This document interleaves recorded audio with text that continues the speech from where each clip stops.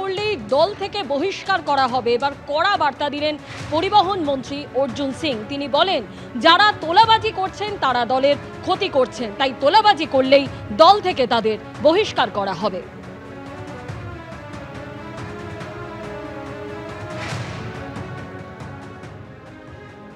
প্রকাশ শুধু করলে তো হবে না, আমাদেরকে কঠোরভাবে এটার উপরে নজরদারি করতে হবে।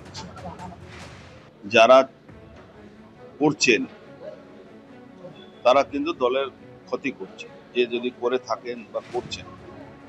তো আমি মনে করি যে দল নিজের স্ট্যান্ড নেওয়া উচিত। এই ধরনের লোককে ইমিডিয়েট তাকে দল থেকে বহিষ্কার করা উচিত।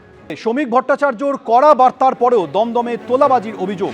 তোলা চেয়ে হুমকি দিয়েছেন নব্য বিজেপি নেতারা, এই অভিযোগ করেছেন এক প্রমোটার।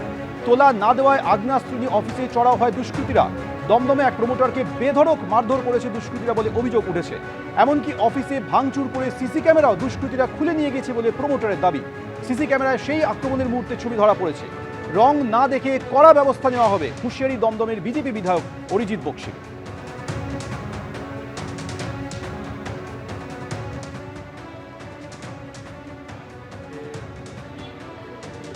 ক্লায়েন্ট ডিলিং করছিলাম, কথা বলছিলাম, তখন 5-6 জন দুষ্কৃতীরা ঢুকেছে।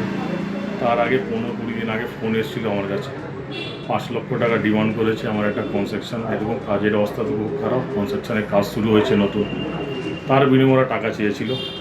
আমি টাকা দিয়ে নিরবতা বলে দিই কি না, আমাদের তো সরকার যেটা এসছে, কোনো পয়সা দেবো না, না আমি ইলিগাল কনস্ট্রাকশন করি, না আমার কোনো রকম ভয় আছে কি আমাদের দমদম বিধায়কও আমাদের সাথে আমাদের বলেছিল কাউকে কিছু টাকা বা সিন্ডিকেট করা দেওয়া যাবে না। এই সাহস করে আমরা জোর গলায় ওর সাথে ফোনে কথা বলি।